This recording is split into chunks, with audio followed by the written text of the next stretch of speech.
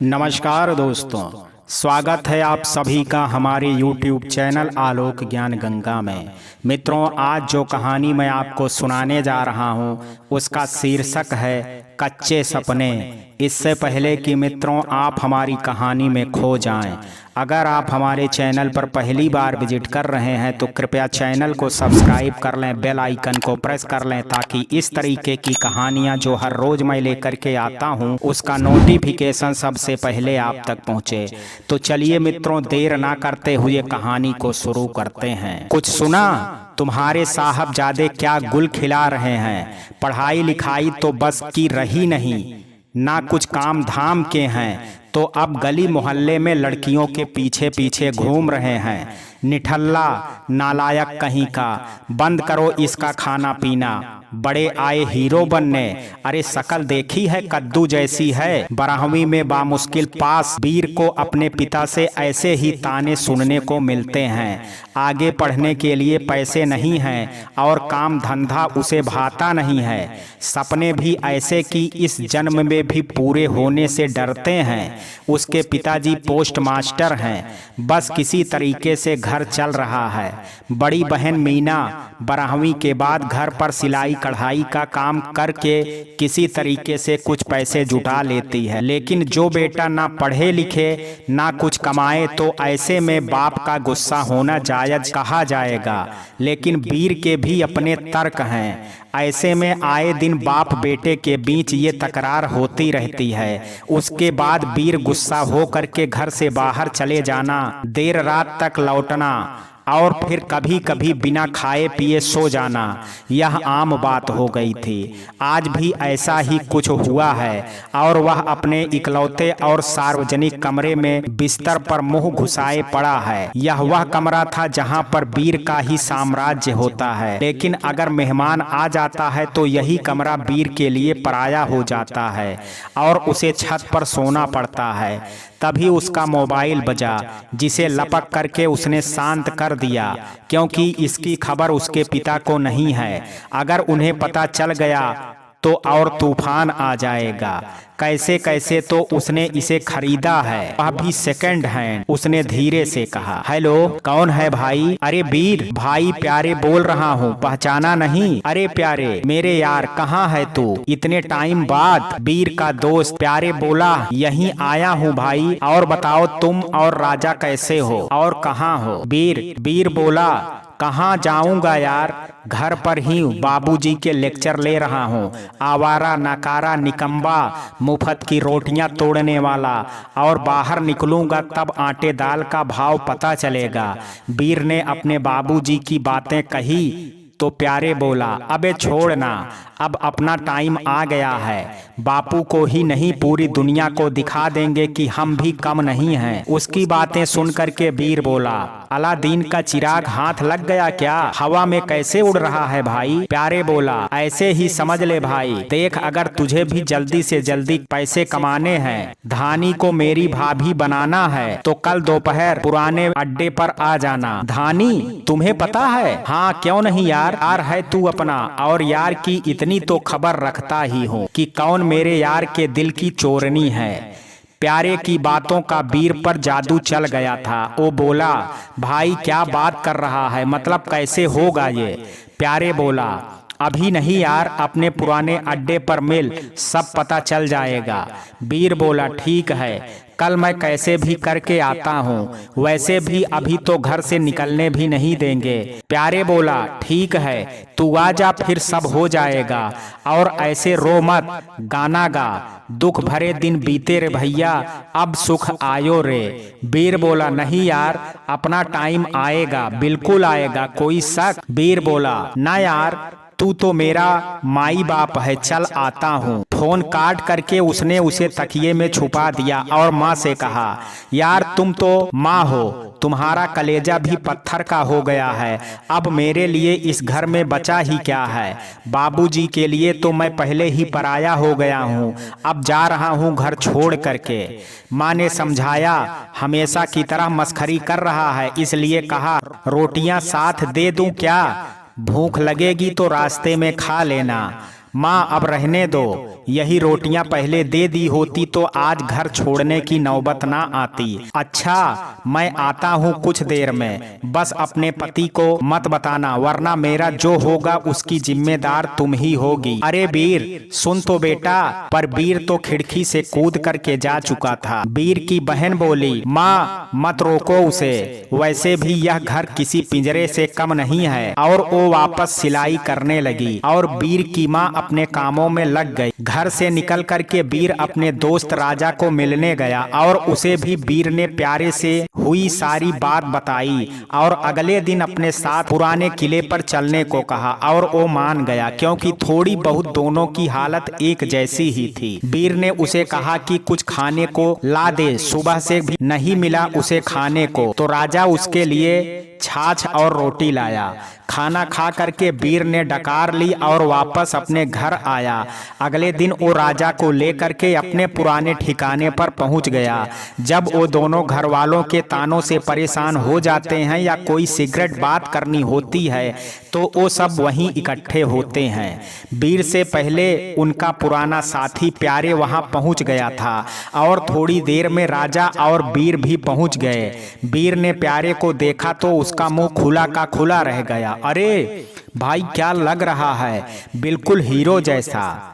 भाई क्या राज है, हमें भी बता दे। प्यारे ने अपना इम्पोर्टेड चश्मा उतारते हुए कहा, राजवाज कुछ नहीं है भाई, अपना धंधा है, मेहनत करता हूँ और लक्ष्मी मेरे आगे पीछे घूमती हैं।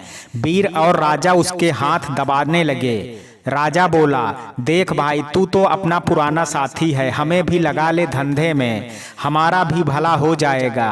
प्यारे ने जरा भाव खाते हुए कहा, ना ना भाई यह सब तुम्हारे बस की नहीं है, हालांकि करना तो कुछ भी नहीं है, फिर भी तुम छोटे शहर के लोगों से ना होगा। छोटे? ओए इस छोटे शहर वाला तो तू भी है, भूल गया क्या? तू कर सकता है तो हम क्यों नहीं कर सकते हैं? प्यारे ने कहा, सोच लो, बाद में फिर लड़कियों के जैसे मत कहना कि हमें शर्म आ रही है, हम नहीं कर पाएंगे।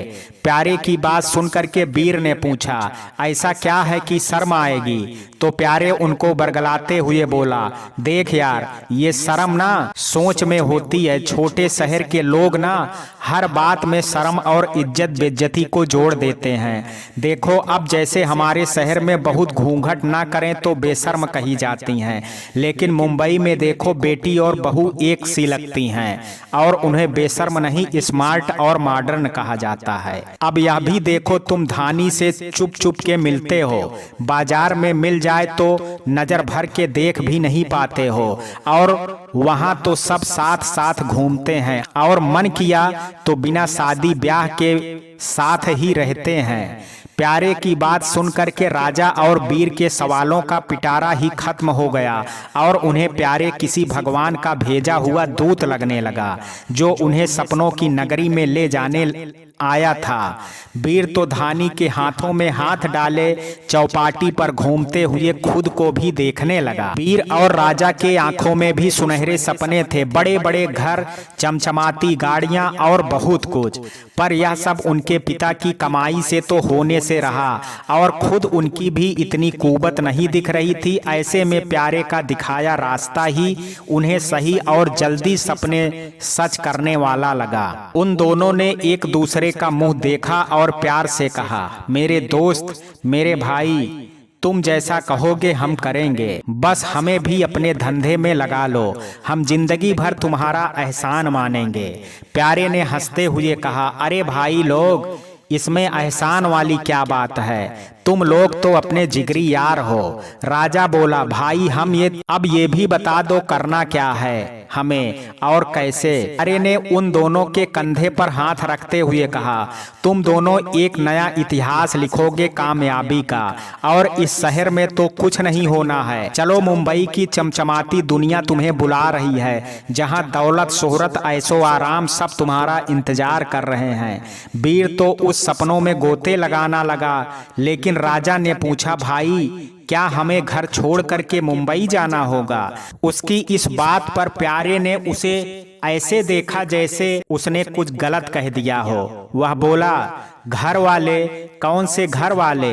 वो जो तुम्हारी जरा सी गलती पर तुम्हें भूखा रखते हैं, या वह जो तुम्हें छोटे छोटे सपने देखने को भी हक नहीं देते हैं, वह घर वाले जो तुम्हारी छोटी छोटी नाकामी पर जिंदगी भर ताना मारते हैं। प्यारे की इन बातों ने वीर और राजा के दिमाग को पूरी तरह से अपने कब्जे में कर लिया और उन्हें लगने लगा कि उनके माँ बाप उनके साथ सख्ती करके ज्यादती करते हैं। दोनों के चेहरे पर जोश आ गया। दोनों एक साथ बोले, प्यारे मेरे भाई, पूरी दुनिया में तुम ही हो जिसने हमें समझा। अब हम वही करेंगे जो तुम कहोगे। फिर वीर ने कहा, प्यारे इस तरह तो मैं धानी से दूर हो जाऊंगा, क्या तुम उसे भी साथ ले चल सकते हो? वह भी हमारे साथ काम करेगी और कमाएगी।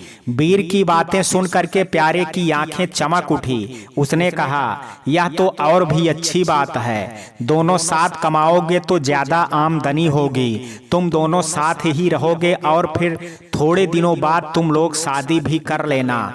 रही बात रहने खाने की, तो जब तक तुम लोगों की तनख्वाह नहीं मिल जाती है, सबका रहना खाना मेरी तरफ से बिंदास रहना। वीर को प्यारे की बात जंच गई। आखिर धानी भी तो यहाँ अकेली है, माँ बाप सौतेले हैं, उनको उसकी फिक्र ही नहीं है। कल को कर देंगे किसी ऐरे गैरे के साथ उसका ब्याह। नहीं नहीं, धानी मेरे साथ ही चलेगी, वो वही मेरे साथ रहेगी जहां मैं रहूंगा। प्यारे से मिल करके राजा और वीर ने घर छोड़ने का फैसला ले लिया और एक दिन बाद जाना तय हुआ। घर वाले रोक ना लें इसलिए उन्हें इसकी भनक भी नहीं लगने देना था। वहां से वीर सीधे धानी से मिलने गया। उस वक्त धानी कपड़ों की रगाई का काम कर रही थी। वीर ने एक बच्चे के हाथ उसे एक संदेश भिजवा दिया। उसमें उसे रात को किले में मिलने के लिए आने को कहा था और वहां से चला गया।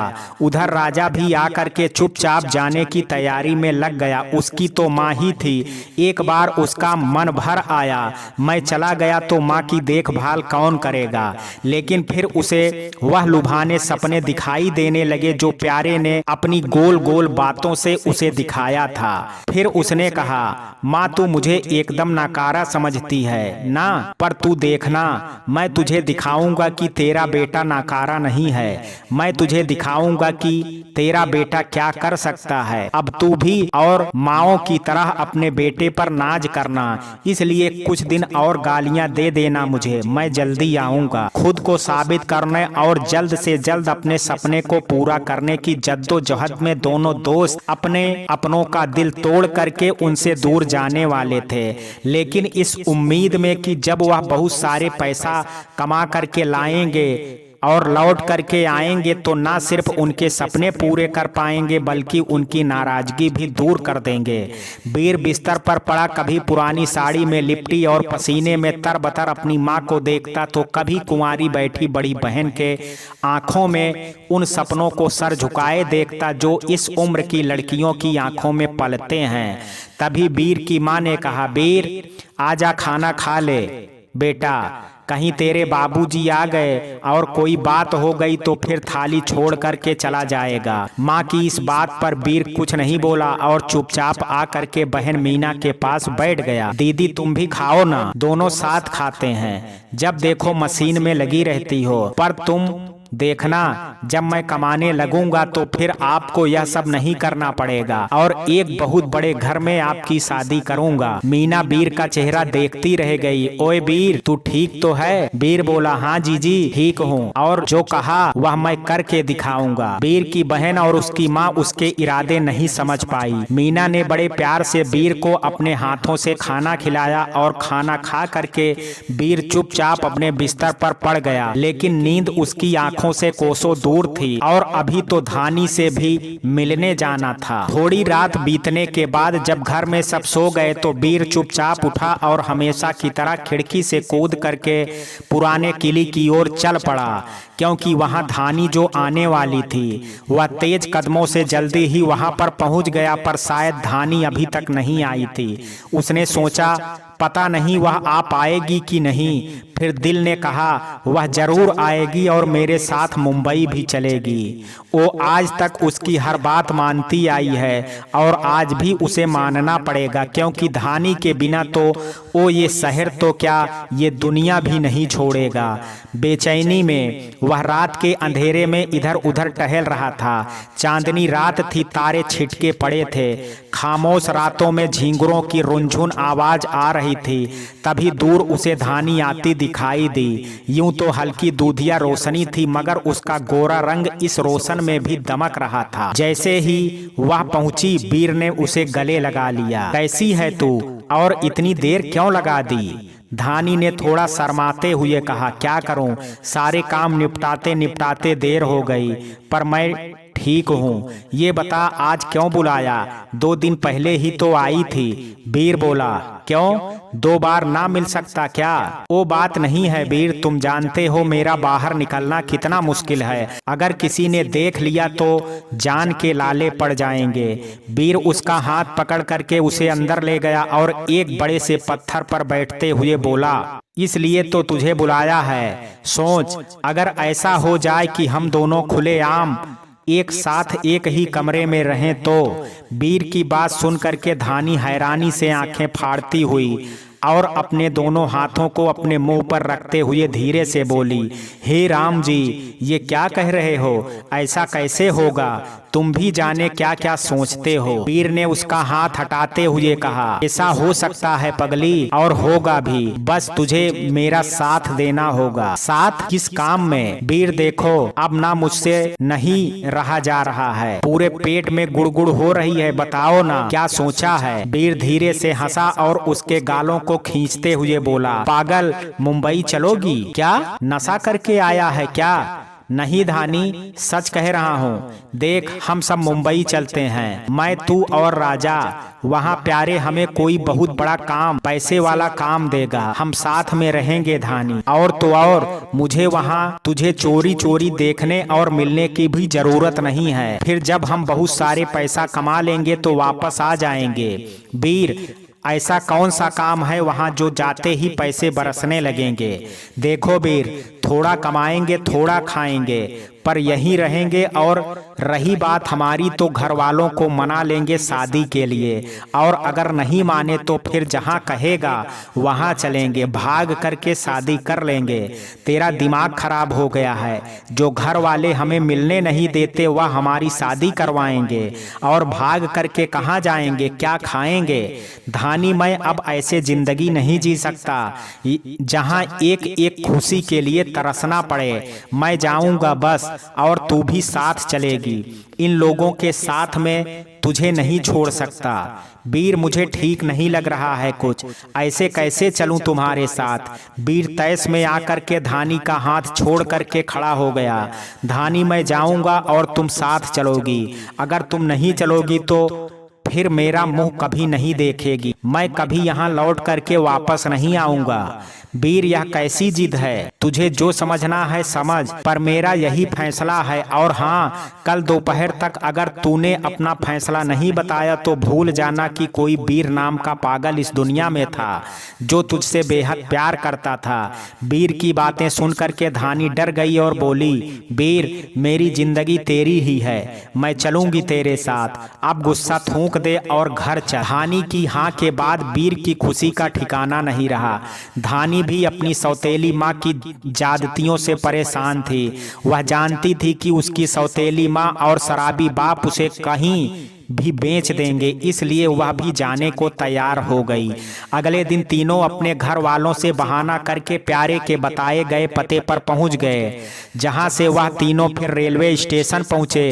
प्यारे ने उन तीनों के लिए मुंबई की टिकट ले रखी थी। कुछ समय बाद गाड़ी आई और तीनों ट्रेन में जा बैठे। हालांकि तीनों की आंखें नम थी। अपने शहर और परिवार के छूटने का गम उनके चेहरे पर साफ झलक रहा था, लेकिन खुद को साबित करने का जुनून उन्हें उनके फैसले को सही ठहरा रहा था। धानी अपने साथ कुछ खाने का सामान लाई थी, जिसे पहले दिन तो तीनों ने मिल बांट करके खा लिया, लेकिन उसके बाद फिर प्यारे ने ही उनके खाने पीने का जिम्मा ले रखा था। 2 दिन ट्रेन में सफर करते हुए जब वे तीनों मुंबई के प्लेटफार्म पर उतरे तो वहां की भीड़ भाड़ और चमक दमक देख करके उनकी सांसें अटक गई। वह तो प्यारे साथ था तो उनका हौसला था, वरना वह तो भाग खड़े होते। राजा ने कहा, भैया कुछ खाने को नहीं मिलेगा क्या? तो प्यारे ने कहा, क्यों नहीं भाई, देखो अब तुम लोग अपने सपनों की दुनिया में हो, आओ मेरे पीछे। हाँ देखो, भीड़ में खो मत जाना। प्यारे की बात सुनकर के वीर ने धानी का हाथ पकड़ लिया और बोला, आगे आगे मत भागना, मेरा हाथ पकड़ करके रखना। इस पर धानी कुछ नहीं बोली और तीनों प्यारे के साथ ऑटो में बैठ करके चल दिए। कुछ देर बाद प्यारे उन्हें एक आलीशान घर में ले गया, जहां करीब 4-5 कमरे थे और 2 लड़के और भी थे। प्यारे ने कहा, लो भाई, यह तुम्हारा घर है, जब तक तुम्हारे रहने का खुद का जुगाड़ नहीं होता है यहीं रहो। ये दोनों लड़के भी यहीं रहेंगे। अभी अभी इन दोनों ने भी काम शुरू किया है। तीनों ने प्यारे को चमचमाता घर, सोफा, कालीन, फ्रिज, सुविधा के सारे सामान देखा तो दंग रह गए। ऐसा घर तो वह सपनों में ही देखते थे और प्यारे ने उन्हें ऐसे ही रहने को दे दिया था। धानी भी उस घर को देख करके सोच में पड़ गई थी। तभी प्यारे ने एक अलमारी की तरफ इशारा करते हुए कहा, भाई लोग, इसमें तुम सब के लिए मॉडर्न कपड़े हैं, नहा धो करके पहन लेना, और ये दोनों लड़के तुम्हारे लिए खाने पीने का बंदोबस्त कर देंगे, इसलिए बनाने की जरूरत नहीं है, बस मजे करो अब तो। उसने वीर की तरफ देख करके मुस्कुराते हुए कहा, तो वीर समझ गया कि उसका इशारा धानी की तरफ है। राजा बोला, पर प्यारे भाई काम तो बता दो। प्यारे बोला, अरे भाई काम भी बता दूंगा यार, यार हो अपने, खाओ पियो आराम करो, अभी तो मैं जा रहा हूँ, शाम को आऊंगा तब बताऊंगा। अच्छा अब चलता हूँ, मुझे भी देखना है अपना काम धंधा। उसके जाने के बाद तीनों नहा धोकर के नए कपड़े पहने तो सबकी शक्ल ही बदल गई। गहरे नीले सलवार सूट में तो धानी परी सी लग रही थी। वहां तो और भी मॉडर्न कपड़े थे, पर धानी का सूट ही सही लगा। अब तीनों शाम का इंतजार करने लगे। वीर, धानी और राजा तीनों ने नहा धोकर के खाना खाया, फिर सभी एक कमरे में बैठ गए। तीनों के चेहरे पर उदासी और खामोशी थी, उन्हें अपना शहर और अपना घर याद आने लगा था। राजा उठा और दूसरे कमरे में गया, जहां पहले से ही रह रहे लड़के बैठे थे। उसने पूछा, भाई क्या मैं आपके पास बैठ जाऊं? पहले दोनों ने एक दूसरे का मुंह देखा, फिर बोले, नहीं अभी तो हम सोने जा रहे हैं। राजा को ये सुनकर के बहुत बुरा लगा, पर क्या करें। उसने थोड़ी सी और ढिठाई करते हुए कहा, वैसे आप लोगों को कौन सा काम दिया गया है? तब उनमें से एक ने कहा, देखो तुम हमें परेशान मत करो और अपने काम से काम रखो, तुम्हारा काम प्यारे भाई बता देंगे, अब जाओ। राजा यह सुनकर के थोड़ा हैरान परेशान भी हुआ, भला ऐसे भी कोई बोलता है क्या? और चुपचाप वीर के पास आ गया। वीर भाई, यह कैसा शहर है? वीर ने पूछा, क्या हुआ, मुंह क्यों लटका रखा है? वह बोला, भाई यहाँ तो कोई सीधे मुंह किसी से बात ही नहीं करता है। उन दोनों नमूनों से पूछा कि भाई क्या काम करते हो, तो ऐसे बोले मानो हमने उनके खजाने का पता पूछ लिया हो। अरे हम अपने शहर के राजा हैं राजा। वीर ने उसे समझाते हुए कहा, जाने दे यार, हो सकता है वो भी नए हों और अजनबियों से डरते हों। धानी ने भी कहा कि राजा, हमें भी बिना वजह इधर उधर नहीं जाना चाहिए, चलो यहीं रहो चुपचाप, जब तक प्यारे भाई नहीं आ जाते हैं हमें यहीं रहना चाहिए। राजा मुंह बनाते हुए बिस्तर पर लेट गया। धानी ने वीर की तरफ देखा तो वीर ने उसे समझाया कि सब ठीक होगा। थके होने के कारण उन तीनों को कब नींद आ गई पता ही नहीं चला। शाम 7 बजे के आसपास तब उनकी आंख खुली जब प्यारे ने उन्हें आवाज दी। तीनों हड़बड़ा करके उठ के बैठ गए। प्यारे के साथ 2 आदमी और भी थे। उन्होंने बड़ी ही अजीब सी नजरों से तीनों को देखा और फिर बोले, वेरी गुड प्यारे, आज की पार्टी में दोनों लड़कों को भेज दो और इस लड़की को हमारे नए ब्रांच के लिए भेज दो। प्यारे खीस निपोरते हुए हुए उनके साथ चला गया। तब तीनों ने फिर एक दूसरे को देखा पर उन्हें कुछ समझ नहीं आया।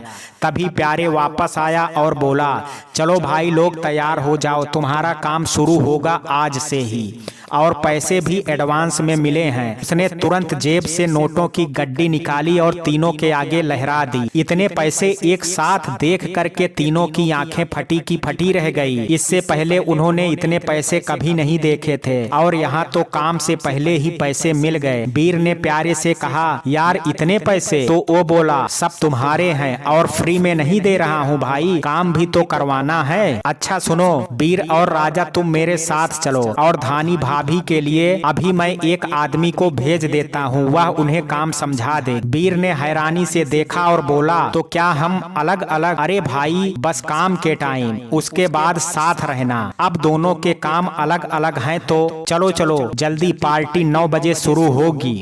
वीर का जरा भी मन नहीं था। इधर धानी भी घबरा रही थी। अनजाना शहर, अनजाने लोग, पर उसे लगा प्यारे अपने शहर का है, जान पहचान का है तो ठीक ही होगा।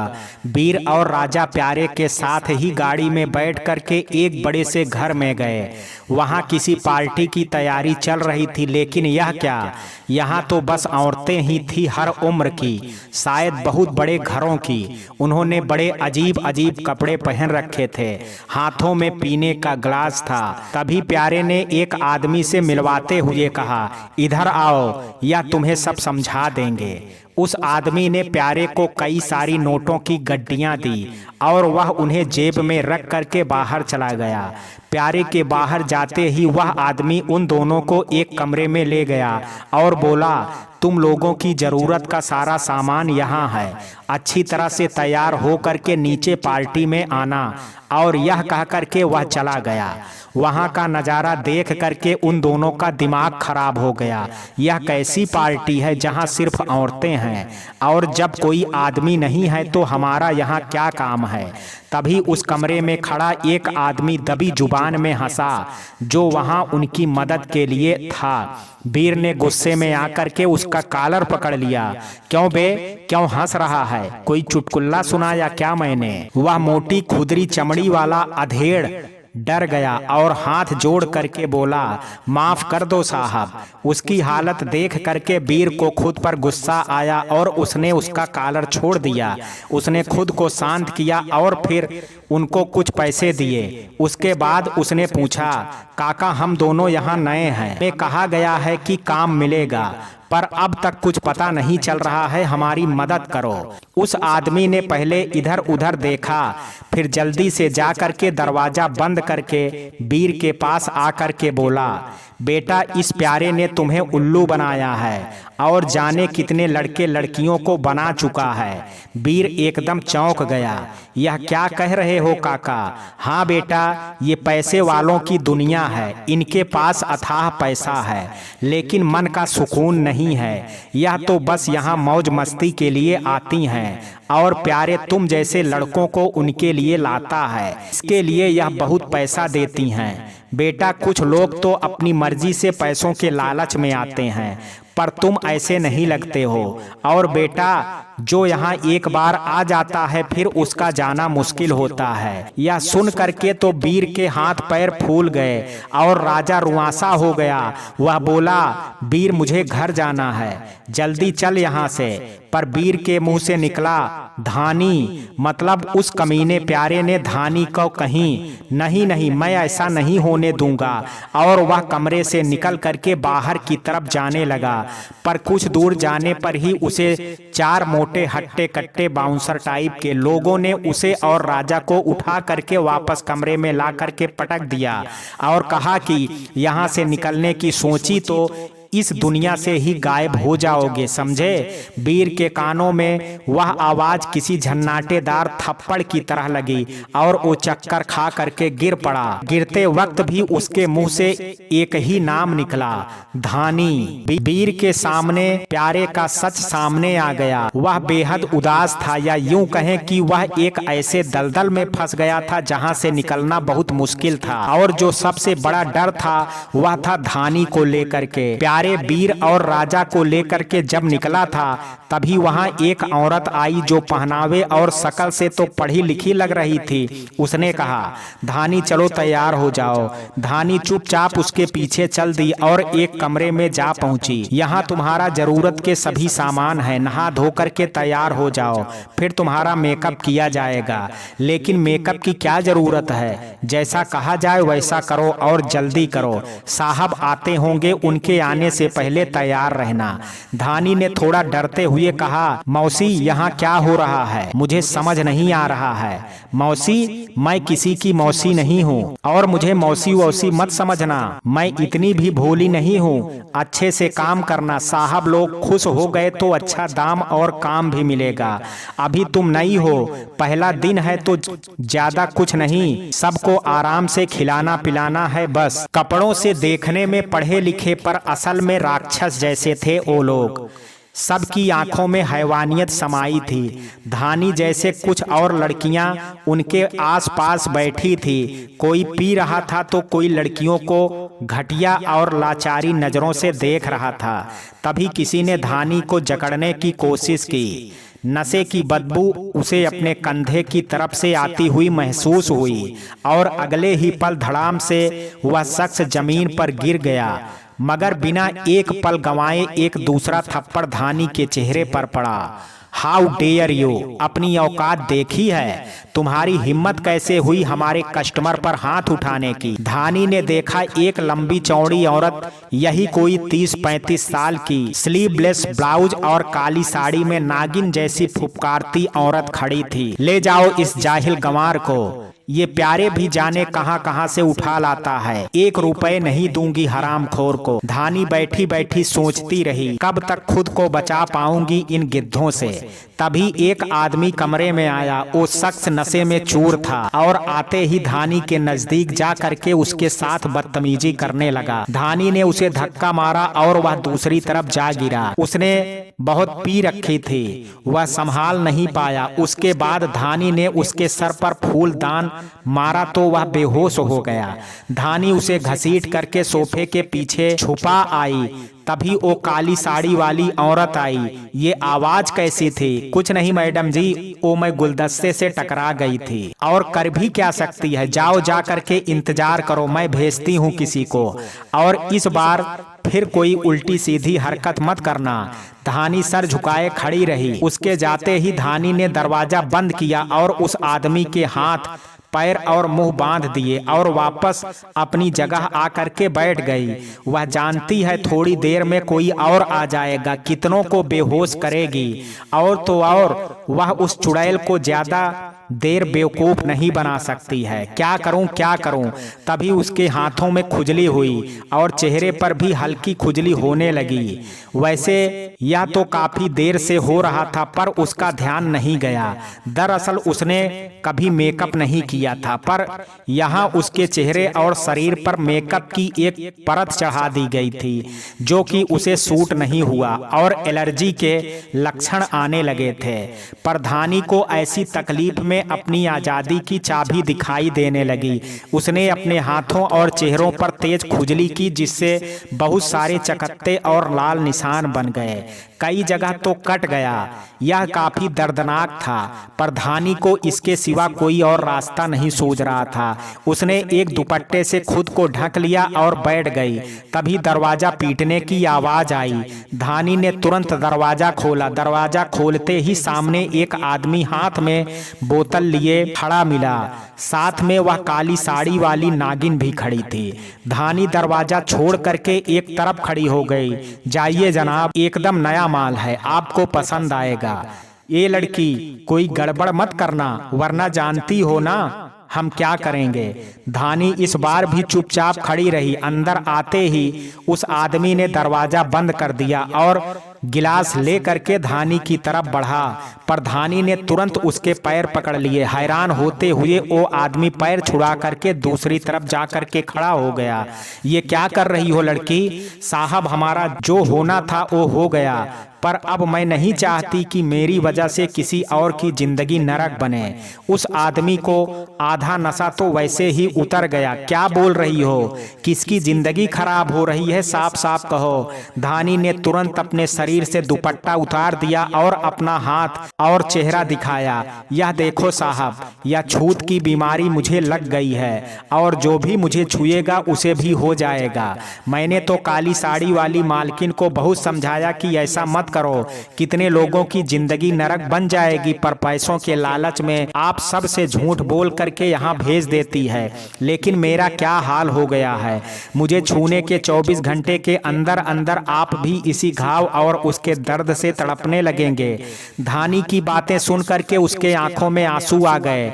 शरीर पर रिश्ते जख्म देख करके शख्स घबरा गया और तुरंत कमरे से बाहर चला गया। थोड़ी देर में वह काली साड़ी वाली औरत आई और बोली, ऐ लड़की, यह क्या कर दिया? और धानी को देखते ही उसकी आंखें फैल गई। वो जोर से चीखी, यह कैसे हुआ? धानी ने बड़ी मासूमियत से कहा, हमें छूत की बीमारी लगी थी, आपको बताना चाहते थे पर आपने हमारी सुनी ही नहीं। अपने घर थी तो पिताजी कोई जड़ी बूटी लगा देते थे और ठीक हो जाता था, पर यहाँ तो कुछ नहीं होगा, कोई दवा काम नहीं करती है। और हाथ जोड़ करके उस औरत के पास जाने लगी तो जल्दी से वो कमरे से बाहर निकलते हुए बोली, दूर हटो, दूर हटो, कोई इसे बाहर निकालो, ले जाओ यहाँ से। धानी की तरकीब काम कर गई। वो जहन्नुम की अंधेरी कोठरी से उठा करके सड़क पर फेंक दी गई, मगर इस वक्त वो कहाँ थी उसे नहीं पता था। उसने पट्टी खोली। रात का अंधेरा और दूर सड़कों पर लाइटों के साथ दौड़ती गाड़ियां। उसे इतना तो अंदाजा हो गया था आसपास कोई घर नहीं था। थोड़ी दूर पर सड़क जरूर थी, वहां से उसे शायद मदद मिल सकती थी। झाड़ियों में गिरने की वजह से उसे चोट भी लगी और उसके हाथ और चेहरे के खरोंचों की वजह से भी उसको काफी दर्द हो रहा था, पर उसे इसकी परवाह नहीं।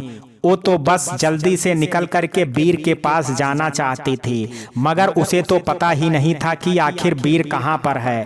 पर इतना जानती थी कि वीर भी उसके लिए परेशान होगा।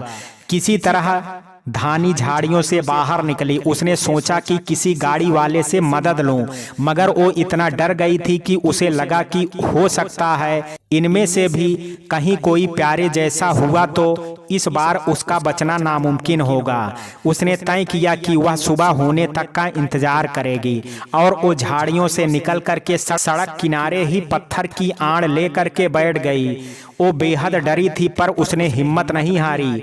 अब बस जल्द से सुबह हो फिर वह वीर को ढूंढेगी। दूसरी तरफ वीर को होश आया तो वह उस पार्टी में आई औरतों से घिरा था। उसके शरीर पर नाम मात्र के कपड़े थे और यही हाल राजा का भी था। राजा तो रो रहा था और वीर की आंखों से भी आंसू निकल आए। क्या क्या सपने सजा करके आए थे और क्या हो रहा था, मगर वो घटिया औरतें उनके इस हालत पर हंस रही थी। तभी वीर की आंखों में धानी का चेहरा उतर आया और वह जोर से चीखा और फिर वहां मौजूद औरतों पर बरस पड़ा। उन्हें भला बुरा कहने लगा, जिससे वह औरतें खिसिया गई और उसे गालियां देने लगी। वीर ने गुस्से में आकर के उन औरतों को धक्का भी मारा। कमरे में रखे सामानों को उठा उठा करके फेंकने लगा, जिससे सभी औरतें चिल्ला करके इधर उधर भागने लगी। वीर ने राजा को भी उनके चंगुल से छुड़ा लिया। वो सभी औरतें बाहर भाग गई तो वीर ने अपने और राजा के कपड़े उठाए और कमरे को अंदर से बंद करके खुद को और राजा को बाथरूम में बंद कर लिया और अंदर पहुंचते ही जल्दी से अपने अपने कपड़े पहने। थोड़ी देर बाद ही वो औरतें प्यारे और कई गुंडों के साथ वहां पहुंची। वो सब दरवाजा खोलने के लिए वीर को धमकाने लगे, पर वीर ने दरवाजा नहीं खोला।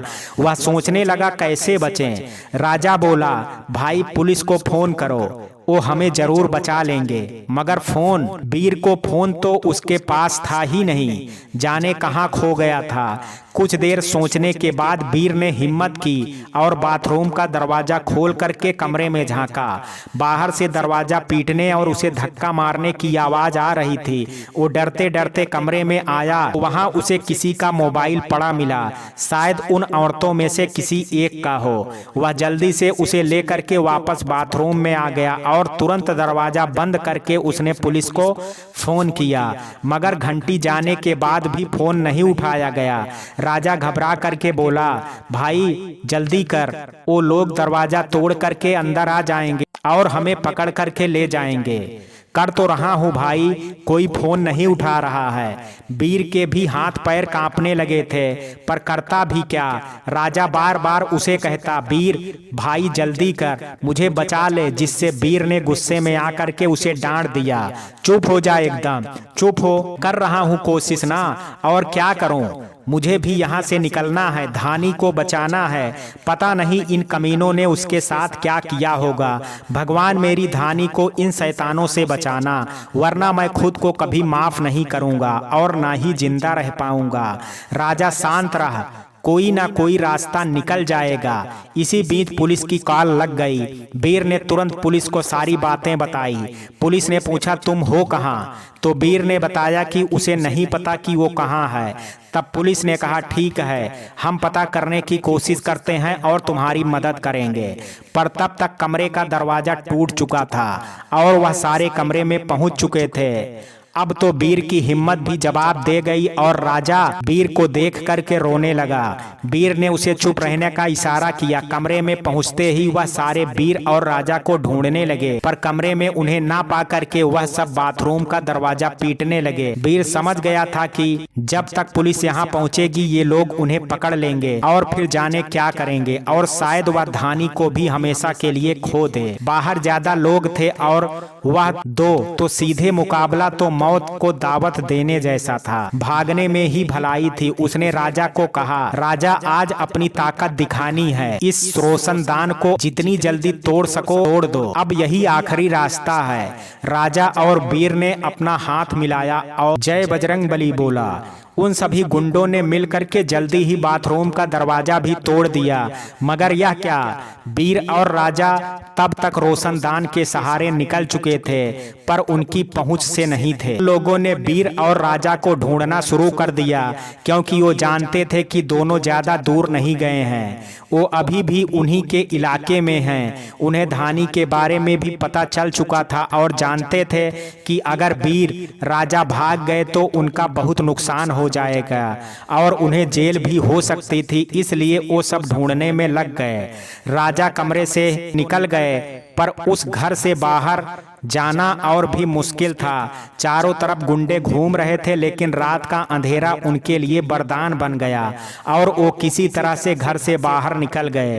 तभी उन्होंने देखा कि पुलिस की गाड़ी उसी बिल्डिंग के बाहर खड़ी थी। वो दोनों बहुत खुश हुए और सोचा कि उसके पास जा करके सब कुछ बता देंगे, मगर यह क्या, वो पुलिस की गाड़ी के पीछे पहुंचे तो उन्होंने सुना कि एक आदमी पुलिस से बात कर रहा था।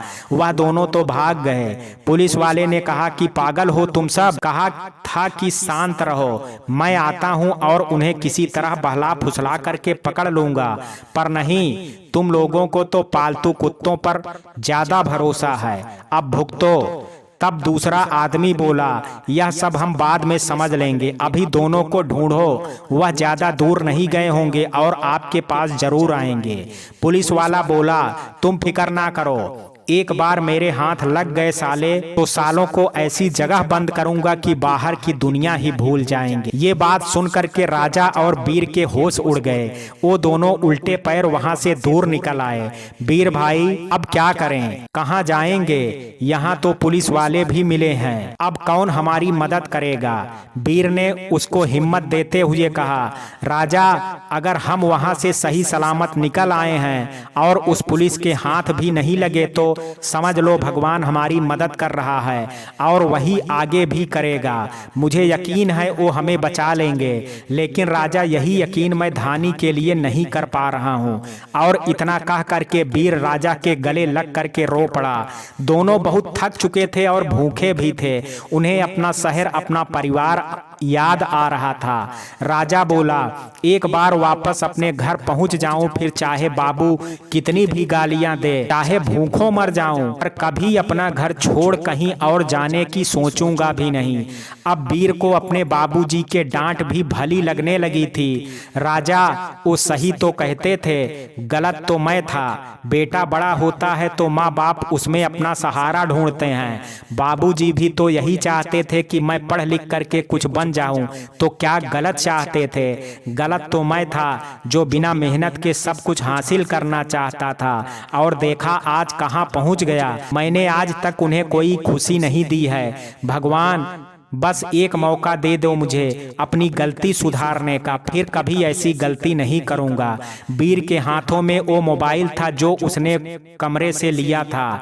उसने उसी मोबाइल से अपने स्कूल के कुछ दोस्तों को मैसेज भेजा, मैं मुसीबत में हूँ, मेरी मदद करो। यहाँ की पुलिस भी मिली है, मुझे नहीं पता कि मैं कहाँ पर हूँ, पर मुंबई शहर है और ये फ़ोन भी कुछ देर बाद बंद हो जाएगा। मैसेज भेजने के बाद कुछ देर वीर ने इंतजार किया, पर कोई जवाब नहीं आया, क्योंकि रात का वक्त था। इस मोबाइल का वह ज़्यादा देर अपने पास नहीं रख सकता था। तभी उसके एक दोस्त का जवाब आया, तू फिक्र मत कर, हम कुछ करते हैं, बस उन लोगों के हाथ मत लगना। वीर ने थैंक यू भेजा और फ़ोन बंद करके फेंक दिया, और तुरंत राजा से बोला, चल यहाँ से निकल जल्दी। वो कुत्ते सूंघते सूंघते कभी भी यहाँ पहुँच सकते हैं। हमें उनके हाथ नहीं लगना है और धानी को भी ढूंढना है। मैं उसके बिना शहर वापस नहीं जाऊंगा, और किस मुंह से जाऊंगा। दोनों वहां से निकल करके आगे बढ़ने लगे और कोई सुरक्षित जगह ढूंढने लगे। पैदल चलते चलते वह दोनों काफी दूर निकल आए थे। आधी रात का वक्त हो चुका था। कोई मंजिल, कोई सहारा और कोई सही रास्ता नहीं सूझ रहा था। वो दोनों एक पाइप के अंदर छुप करके बैठ गए और थके होने के कारण नींद आ गई। उधर धानी की भी आंख लग गई थी, लेकिन धानी की आंख जल्दी खुल गई, क्योंकि वह सड़क के किनारे ही थी और सुबह तड़के ही गाड़ियों का आना जाना शुरू हो गया था। उसने उठते ही अपने चारों तरफ देखा, बस भागती गाड़ियां ही थी। उसने दुपट्टे से अपना चेहरा ढका और सड़क के किनारे किनारे चलने लगी। वो बार बार भगवान से कह रही थी कि मुझे वीर से मिला दो, बस हमें घर पहुंचा दो। तभी उसे चक्कर आया, वो खुद को संभाल नहीं पाई और एक गाड़ी के आगे जा गिरी। उसके गिरते ही गाड़ी वाले ने जोर से ब्रेक लगाया और चिल्लाया, अरे लड़की, पागल है क्या, दिखाई नहीं देता? वो जल्दी से नीचे उतरा और देखा कि लड़की की हालत तो खराब है। उसने गाड़ी में बैठी अपनी पत्नी को बुलाया। उसने धानी को देखा तो उसे धानी पर बहुत तरस आया और उसे अंदेशा हुआ कि कहीं इसके साथ कुछ गलत तो नहीं हुआ। दरअसल गाड़ी वाले पति पत्नी पेशे से डॉक्टर थे और हॉस्पिटल जा रहे थे कि उनकी गाड़ी के आगे धानी आ गई। उन्होंने धानी को उठा करके गाड़ी में लेटाया और अपने हॉस्पिटल ले गए। वहां उन्होंने धानी की मरहम पट्टी, डॉक्टर दंपत्ति की मदद से धानी अस्पताल पहुंच गई, जहां उसकी मरहम पट्टी की गई और जल्दी से उसे होश भी आ गया। उसके होश में आते ही डॉक्टर दंपत्ति उसके पास आए और उसे कहा कि तुम ठीक हो, इसलिए घबराओ मत। मैं डॉक्टर मीता और ये मेरे पति डॉक्टर आलोक। हमें ये बताओ कि तुम कौन हो, कहाँ रहती हो, तुम्हारे परिवार वाले कौन हैं, ताकि हम उन्हें तुम्हारे बारे में खबर कर सकें और वो यहाँ आ करके तुम्हें ले जा सकें। उनकी बात सुन करके धानी रोने लगी। तब डॉक्टर अनीता ने प्यार से उसके सर पर हाथ फेरते हुए कहा, देखो तुम डरो मत, हमें पूरी बात बताओ, हम तुम्हारी मदद करेंगे। उनकी बातों से धानी को बहुत हिम्मत मिली। उसे यकीन हो गया कि ये दोनों उसकी मदद जरूर करेंगे और वह वीर को ढूंढ पाएगी। उसने रोते हुए घर छोड़ने से लेकर के कार के आगे आने तक की सारी कहानी बताई, जिसे सुनकर के डॉक्टर मीता की आंखें भर गई। उन्होंने कहा, धानी, तुम लोगों को घर नहीं छोड़ना चाहिए था। तुम खुशकिस्मत हो कि तुम उनके चंगुल से बच गई, मगर हर कोई इतना खुशकिस्मत नहीं होता है। धानी ने उसकी तरफ सवालिया नज़रों से देखा तो डॉक्टर मीता बोली, धानी, कई साल पहले मेरी बहन भी इस गिरोह के चंगल में फंस गई थी और आज तक उसका पता नहीं चला। हो सकता है वो कहीं आस पास हो, पर वो लोग इतना मजबूर कर देते हैं कि उस दुनिया से निकलना नामुमकिन हो जाता है। इंसान अक्सर तंग आ करके उसी जिंदगी को अपना बना लेता है और अपने परिवार से दूर हो जाता है। इस हॉस्पिटल में हम दिन रात लोगों की सेवा करते हैं, ये सोच करके कि शायद इनकी दुआओं का असर हो और मेरी बहन वापस आ जाए। धानी, मैं तुम्हारी पूरी मदद करूंगा। अपनी बहन को तो वापस नहीं ला पाई, मगर तुम्हें बचा लिया तो समझूंगी शायद मेरी बहन भी एक दिन लौट आए। धानी मीता की बातों को सुनकर के सोचने लगी कि यहाँ तो और भी लोग हैं जो इस जाल में फंसे हैं। उसने ठान लिया कि अब इस गिरोह का पर्दाफाश करके रहेगी। वो बोली, लेकिन मैडम जी, हमारे दोस्त वीर और राजा, उनका पता कैसे लगेगा? आप मेरी मदद कीजिए। डॉक्टर मीता और उनके पति आलोक ने कहा, धानी, तुम इतनी प्रार्थना करो कि वह दोनों सुरक्षित हों, तब तक हम कुछ करते हैं। धानी के साथ साथ डॉक्टर मीता की आंखों में भी एक उम्मीद की रोशनी जगमगाई। डॉक्टर मीता ने अपने पति आलोक से कहा कि वो तुरंत कलेक्टर साहब से बात करें, क्योंकि पुलिस की कार्रवाई को तो हम बहुत पहले देख चुके हैं, इसलिए उन्हें बताने का कोई फायदा नहीं है। डॉक्टर आलोक ने कहा, तुम ठीक कहती हो, ऐसा करो, अभी धानी को अपने घर ले चलो, वहाँ ये सुरक्षित रहेगी। डॉक्टर मीता को अपने पति आलोक की बात सही लगी और वह धानी को लेकर के अपने घर चली गई और उनके पति कलेक्टर के पास गए।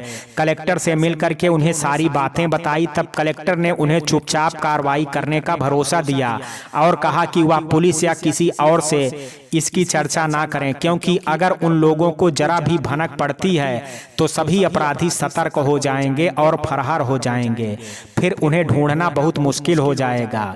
उधर धानी जब डॉक्टर मीता के घर पहुंची तो वहां एक लड़की की तस्वीर देख करके चौंक गई। उसने डॉक्टर मीता से पूछा कि मैडम, ये कौन है? तब मीता ने कहा, तुम मुझे मैडम नहीं दीदी कहा करो, सोनी के जैसी हो, मेरी छोटी बहन सोनी, ये उसी की तस्वीर है। धानी ने कहा, मैडम जी, मतलब दीदी, मैंने इन्हें वहां देखा था जहां मुझे रखा गया था। धानी की बात सुन करके अब चौंकने की बारी डॉक्टर मीता की थी। क्या तुमने सोनी को देखा? वो जिंदा है? कैसी है? तुमने बात की उससे? बोलो धानी, बोलो। डॉक्टर मीता ने धानी को झकझोरते हुए कई सारे सवाल एक साथ पूछे तो धानी बोली, हाँ दीदी, यही तो मुझे कमरे में तैयार कराने ले गई थी, लेकिन वो बेहद शांत और थकी थकी सी थी। मैंने उनसे कहा भी कि मौसी, यह सब क्या है, मुझे समझ नहीं आया, तो वह मुझसे नाराज हो गई। उनकी आंखें लाल और चेहरा बुझा हुआ था। डॉक्टर मीता धानी के गले लग करके रो पड़ी। धानी, वो बहुत कसाई होते हैं, जब कोई उनकी बात नहीं मानता है तो उसके साथ जानवरों के जैसा सलूक करते हैं, मारते हैं, खाना नहीं देते हैं, ड्रग्स और कई नशीली दवाइयां जबरदस्ती खिलाते हैं, और तो और कभी कभी तो वह जान से भी मार देते हैं। तभी तो कहती हूँ कि तुम बहुत खुशकिस्मत हो, और अब मुझे लग रहा है कि शायद मेरी बहन मुझे मिल जाए। धानी उदास हो करके, दीदी, और वीर भी मिलेगा धानी? अब मुझे यकीन हो चला है कि सब ठीक होगा, बस तुम बिना मेरी इजाजत के इस घर से बाहर मत निकलना।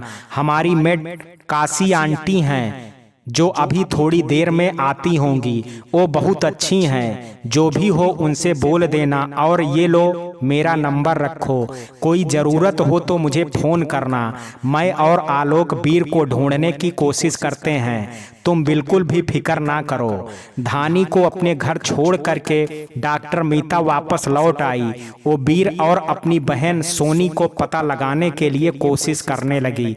दूसरी तरफ वीर और राजा की आंख जब खुलती है तो सूरज निकल आया था। उनकी आंखें खुली तो झट से दोनों डर करके इधर उधर देखने लगे, पर वो सुरक्षित थे। दोनों उस पाइप से बाहर आए तो देखा आसपास बहुत सारी झाड़ियां थी। ये किसी बड़ी बिल्डिंग के पीछे का हिस्सा था। वीर ने सोचा चल करके देखते हैं, शायद कोई मदद मिल जाए। वह दोनों डरते डरते घूम करके बिल्डिंग के सामने आए। ये क्या, ये तो कोई चैरिटेबल हॉस्पिटल था। वीर और राजा डरते डरते हॉस्पिटल के अंदर गए। वहां बहुत सारे गरीब लोगों का इलाज हो रहा था। तभी एक नर्स आई और उसने वीर से पूछा, क्या हुआ है आपको? आप मरीज हो या मरीज के रिश्तेदार? वीर ने राजा की तरफ देखा, फिर बोला, हम तो घूम फिर करके तमाशा दिखा करके अपना गुजारा करते हैं, मगर आज मेरे दोस्त को पता नहीं क्या हो गया है। इसके पूरे शरीर में दर्द हो रहा है। हमारे पास इलाज के पैसे नहीं हैं। नर्स ने राजा की तरफ देखा तो राजा ने भी वैसे ही शक्ल बना ली। वैसे भी दोनों 2 दिन के भूखे प्यासे और थके हारे थे, तो उनकी हालत देख करके लग भी रहा था कि वो जो बोल रहे हैं सच बोल रहे हैं। नर्स ने कहा, आप पर्चा बनवा लो, अभी डॉक्टर साहब मरीजों को देखेंगे तब दिखा लेना, तब तक उधर जा करके बैठ जाओ। वीर और राजा चुपचाप जा करके बेंच पर बैठ गए। थोड़ी देर में डॉक्टर नीता ने मरीजों को देखना शुरू किया, जबकि उनके पति डॉक्टर आलोक भर्ती मरीजों को देखने चले गए। जब वीर का नंबर आया तो वह राजा को लेकर के उनके पास पहुंचा और बताया कि मेरे दोस्त राजा को सर दर्द, बदन दर्द और पेट में दर्द है। उनकी बातें सुन करके डॉक्टर मीता उन दोनों को पैनी निगाहों से देखने लगी और बोली, और कोई दर्द तो नहीं है? तो राजा और वीर चुप हो गए। वह दवा लिख करके बोली, हॉस्पिटल से दवाइयां ले लो, ना ठीक हो तो कल फिर आ जाना। इस पर राजा से रहा नहीं गया और वह बोल पड़ा, मैडम जी, हमारा कोई ठिकाना नहीं है। 2 दिन से भूखे प्यासे हैं। वो लोग हमारे पीछे पड़े हैं, हमें यहीं रहने दो। और वह रोने लगा। वीर ने उसे चुप रहने का इशारा भी किया, पर शायद वह अब थक चुका था। उसी वक्त धानी का फोन आया तो डॉक्टर बोली, क्या हुआ धानी, क्या मैं कुछ देर बाद तुमसे बात करूं? धानी का नाम सुन करके वीर और राजा तुरंत बोले, डॉक्टर साहिबा, यह हमारी धानी तो नहीं? डॉक्टर मीता बोली, तुम धानी को जानते हो? कहीं तुम धानी वीर और राजा तो नहीं? दोनों ने सिर हिलाते हुए कहा, जी मैडम जी, धानी आपके पास है। वो बोली, हाँ। वो कल अभी धानी ने भी फोन पर पूछा, क्या हुआ दीदी, ये कौन बोल रहा है? ये तो वीर की आवाज है। डॉक्टर मीता ने कहा, हाँ धानी, 2 लड़के आए हैं इलाज के लिए और इनका नाम वीर और राजा है। तब तक वीर ने डॉक्टर मीता से फोन ले लिया और खुद धानी से बात करने लगा।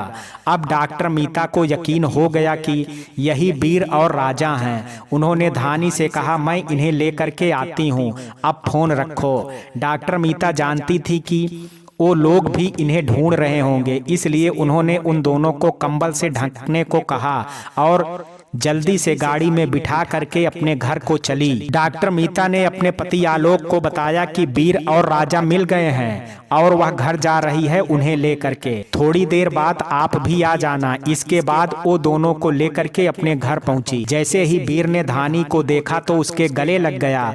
वीर ने कहा, धानी, मुझे माफ कर दो, मेरी वजह से तुम ठीक हो ना?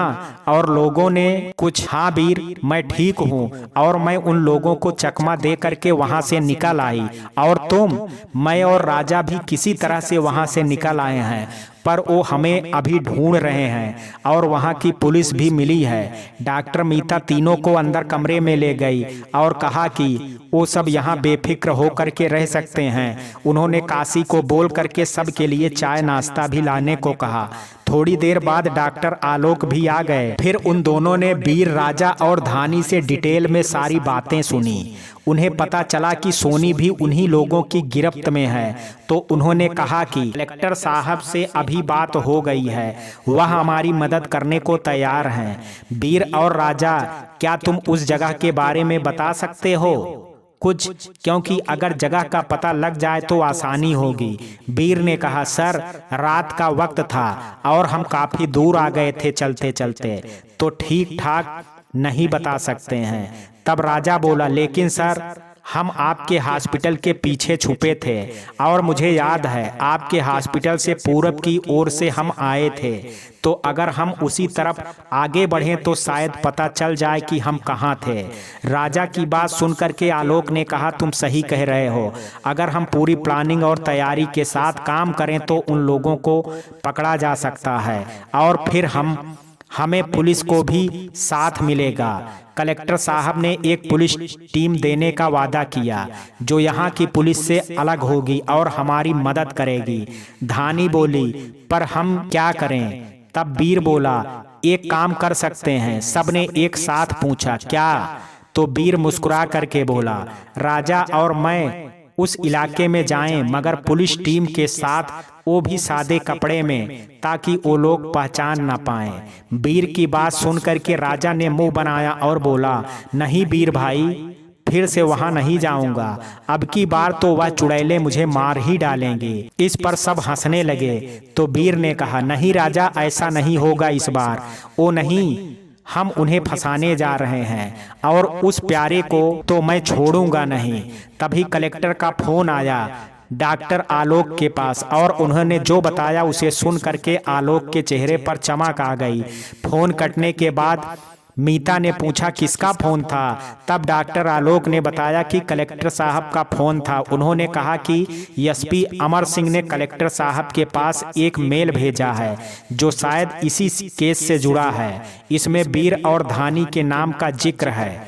मुझे अभी मिलने के लिए बुलाया है। राजा और वीर और राजा को याद आया कि उन्होंने रात को अपने दोस्त को मैसेज किया था और उन लोगों ने मदद का वादा भी किया था। वीर ने डॉक्टर आलोक से कहा कि वह भी उनके साथ कलेक्टर साहब से मिलने चलेंगे। राजा, जो अब तक डरा हुआ था, उसने भी चलने के लिए कहा तो डॉक्टर आलोक मान गए। वह तीनों थोड़ी देर बाद कलेक्टर के घर पहुंचे तो उन्होंने वही मेल दिखाया। दरअसल वीर के दोस्त ने उसका मैसेज कॉलेज के प्रिंसिपल को दिखाया। वह मामले की गंभीरता को समझ गए थे। इतनी जल्दी मुंबई पहुंचना मुश्किल था और मदद जल्दी चाहिए थी, इसलिए उन्होंने पहले उस नंबर की लोकेशन निकलवाई। फिर उस शहर के एसपी अमर सिंह का मेल भेजा और एसपी ने कलेक्टर को मेल भेज करके उसके बारे में बताया। सब लोगों ने वीर और राजा की पूरी बात और घटना की जानकारी ली। फिर एसपी अमर सिंह ने कहा, सर, यह बहुत गंभीर मसला है। हमें बड़ी ही सावधानी से कार्रवाई करनी होगी क्योंकि एक लड़की भी फंसी है और भी बहुत सारे ऐसे बच्चे हो सकते हैं। हमें एक टीम बना करके वहां छापेमारी करनी होगी क्योंकि मोबाइल नंबर की वजह से लोकेशन ट्रेस हो गई है। अब बस कार्रवाई की जरूरत है।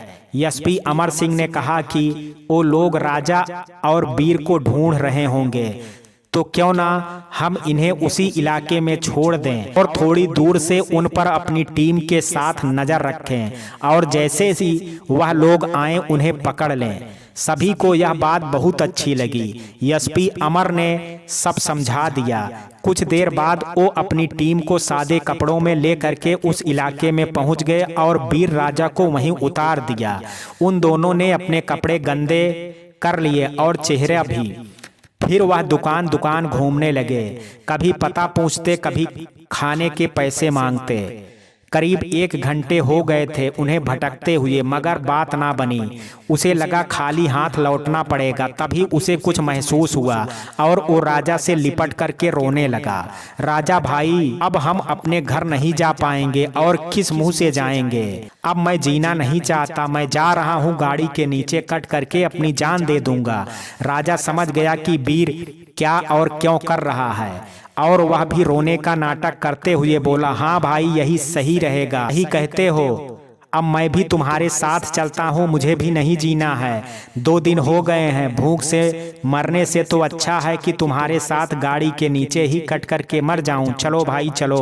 तभी किसी ने उसकी पीठ पर हाथ रखते हुए कहा, मेरे साथ चलो, पैसा और खाना दोनों मिलेगा।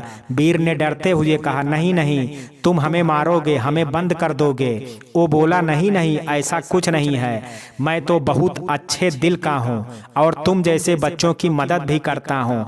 मैं वैसा नहीं हूँ जैसा तुम दोनों समझ रहे हो। अब मेरे साथ चलो। वीर और राजा ने उसके पैर पकड़ लिए और उनका शुक्रिया अदा करने लगे। उसने पैर छुड़ाते हुए कहा, बस बस, अब आओ, गाड़ी में बैठो। दोनों अपनी कामयाबी पर मन ही मन खुश थे और उसके साथ उसकी गाड़ी में जा बैठे। दूर बैठी पुलिस की टीम भी तैयार थी, पर अंतिम समय में एसपी अमर सिंह ने सोचा कि अगर इन्हें अभी पकड़ेंगे तो बहुत सारे लोग रह जाएंगे, इसलिए वीर और राजा को अंदर जाने देते हैं। इसलिए जैसे ही उनकी गाड़ी आगे बढ़ी, पुलिस की टीम एक निश्चित दूरी बना करके सावधान रहते हुए उनका पीछा करने लगी। वीर और राजा उस गाड़ी में बैठ करके बिल्डिंग के अंदर जाने लगे तो दोनों झूठ मूठ कर डरने का नाटक करने लगे। ये हमें कहाँ ले जा रहे हो? हमें जाने दो भाई, तुम्हारे हाथ जोड़ते हैं, पैर पड़ते हैं, हमें जाने दो। पर उसने जल्दी से गाड़ी अंदर की और गेट बंद हो गया। पुलिस की गाड़ी बाहर ही रह गई, पर उन्होंने वीर और राजा के साथ ट्रैकिंग डिवाइस भी छुपा दिया था, जिससे उनके बारे में पता चलता रहे। पर जैसे ही वह आदमी अंदर गया, दोनों को लेकर के वहां मौजूद प्यारे और वह काली साड़ी वाली औरत उन्हें देख करके हैरान हो गए। उस औरत ने उसे डांटा, ये क्या किया? इन्हें यहाँ वापस लाने की क्या जरूरत थी? खत्म कर देते रास्ते में ही।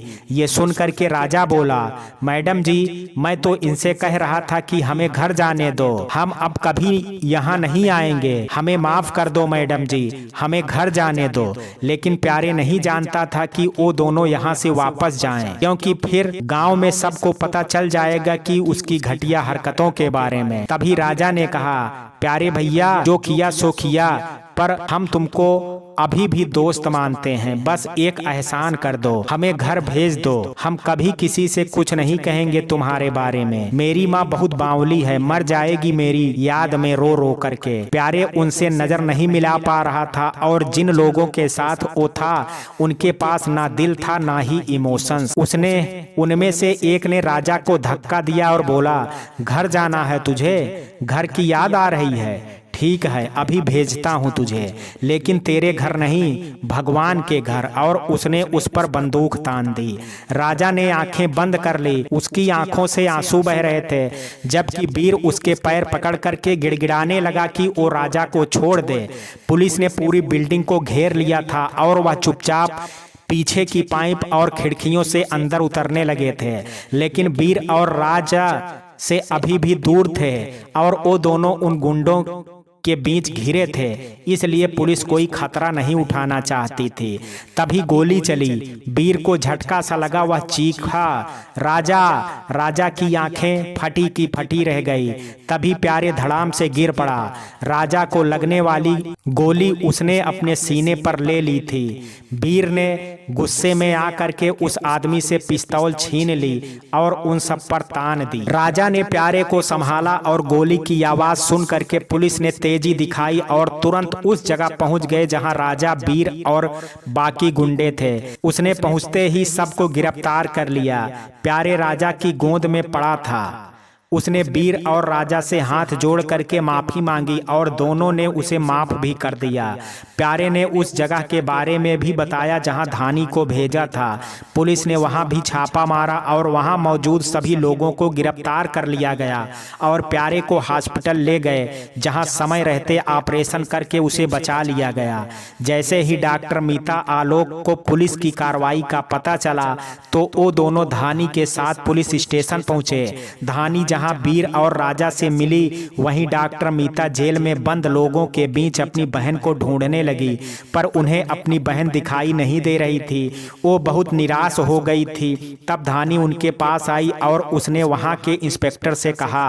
फिर इंस्पेक्टर जेल के अंदर गया और उन लोगों के बीच से एक औरत को ले आया जिसने मुंह ढक रखा था। डॉक्टर मीता के सामने आकर के धानी बोली, दीदी, ये है आपकी बहन सोनी। धानी की बात सुन करके मीता की आंखों में खुशी के आंसू छलक आए, मगर सोनी अपना चेहरा छुपा करके जाने लगी। तब धानी ने उसका हाथ पकड़ करके रोक लिया। सोनी दीदी, आप क्यों मुंह छुपा रही हैं? आपके साथ तो अन्याय हुआ है। आप सामने आइए और उन घटिया लोगों को सजा दिलवाइए। आप अपने परिवार के साथ आइए। देखिए, आपकी नीता दी आज भी आपका इंतजार कर रही हैं। वो आपसे नाराज नहीं हैं। धानी की बात सुन करके सोनी के लौटते कदम रुक गए। वो वापस अपनी बहन मीता की तरफ मुड़ी और उनको देख करके फूट फूट करके रो पड़ी। मीता ने उसे गले लगाया और बोली, पगली, अपनी दीदी के इतने करीब आ करके भी दूर जा रही थी। ये भी नहीं सोचा कि मुझ पर क्या गुजरेगी। मुझे माफ कर दो दीदी, मुझे लगा अब मुझे कौन अपनाएगा। इसलिए दोनों को देख करके सभी की आंखें भर आई। एसपी अमर सिंह ने राजा, वीर, धानी और प्यारे की गवाही पर कई लोगों को गिरफ्तार करके उन पर मुकदमा चला दिया। कुछ दिनों बाद वीर, धानी और राजा को लेकर के अपने शहर आ गया। उसके साथ डॉक्टर मीता और उनके पति डॉक्टर आलोक भी आए। इतने दिनों बाद अपने परिवार से मिल करके सभी बेहद भावुक हो गए। परिवार के लोगों को डॉक्टर नीता ने समझाया कि बच्चों की भावनाएं समझें, उन्हें प्यार से समझाएं, क्योंकि अक्सर बच्चे नासमझी कर जाते हैं जो उनकी जिंदगी बर्बाद कर देता है। उन्होंने वीर, धानी और उनके दोस्तों को भी समझाया कि सपने जरूर देखें, पर उसे पूरा करने के लिए पक्के इरादे के साथ कड़ी मेहनत भी करनी पड़ती है। डॉक्टर ने उसी शहर में एक चैरिटेबल हॉस्पिटल खोल लिया और उन सबको वहीं अलग अलग कामों की ट्रेनिंग भी देने लगे। डॉक्टर मीता की बहन सोनी भी उनका इस काम में हाथ बटाने लगी, जिससे उसके अंदर भी धीरे धीरे आत्मविश्वास लौटने लगा। डॉक्टर मीता ने धानी की पढ़ाई का जिम्मा भी ले लिया था। वे सभी लोग थोड़े दिनों में ही उन कड़वी यादों को भूल करके आगे बढ़ने लगे। 2 साल का वक्त बीत गया। वीर अब वहीं एक प्राइवेट स्कूल में पढ़ाने लगा था। प्यारे ने अपनी एक छोटी सी दुकान खोली थी और राजा उसी हॉस्पिटल में कंपाउंडर का काम करने लगा था। आज धानी और वीर की शादी है। हर तरफ खुशियां छाई हैं। डॉक्टर मीता और उनके पति डॉक्टर आलोक इस शादी में बढ़ चढ़ कर के हिस्सा ले रहे थे। आखिर यह उन्हीं की कोशिश का नतीजा था जो धानी के माँ बाप भी सुधर गए और दोनों की शादी के लिए राजी हो गए। वो सभी कच्चे सपनों की दुनिया से निकल करके हकीकत में आ गए थे, जो बहुत ही सुंदर थे। तो मित्रों, ये कहानी आपको कैसी लगी, आप अपनी राय मुझे कमेंट बॉक्स में ज़रूर दीजिएगा। वीडियो अगर पसंद आया हो तो वीडियो को लाइक, शेयर, अगर चैनल पर पहली बार विजिट कर रहे हैं तो कृपया चैनल को सब्सक्राइब करना ना भूलें। कल मिलते हैं एक नई कहानी के साथ। तब तक के लिए जय हिंद, जय भारत।